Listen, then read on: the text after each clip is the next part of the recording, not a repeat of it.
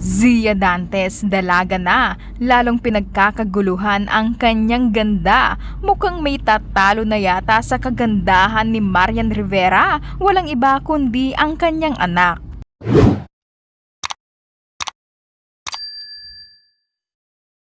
Unti-unti nang nagiging dalaga ang anak ni na Marian Rivera at Dingdong Dantes na si Zia Dantes. Sa bawat bagong larawang lumalabas, lalong kapansin-pansin ang kanyang natural na kagandahan at maamong muka na minana sa kanyang mga magulang na sina Marian at Dingdong. Marami ang nagsasabing habang lumalaki si Zia, mas lalo siyang gumaganda at nagiging kahawig ng kanyang ina.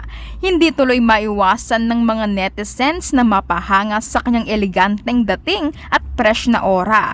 Kaya naman marami ang nagsasabi isa siya sa mga batang celebrity na aabangan ang paglaki. Si Zia Dantes mag-11 years old na ngayong taon, pero kapansin-pansin na ang pagdadalaga nito. Marami ang humanga sa anak ni na Marian Rivera at Dingdong Dantes na si Zia Dantes matapos muling masilayan sa mga larawang ibinahagi ni na Dingdong Dantes at Shena Stevens. Bukod sa agaw pansin na kagandahan ni Zia, ikinatuwa rin ng marami ang naging unang pagkikita nila ni Shena Stevens o mas kilala bilang Ibyang sa Master Cutter. Makikita sa mga larawang ibinahagi agad nagkasundo ang dalawa at tila matagal nang magkaibigan. Bilang simbolo ng kanilang bagong pagkakaibigan, gumawa sila ng magkaparehong bracelet na may letrang BFF. Mukhang ito na ang umpisa ng pagkakaibigan ni Shena at Zia. Makikita rin sa mga larawan kung gaano kainit ang pagtanggap ng pamilya Dantes sa pamilya ni Shena.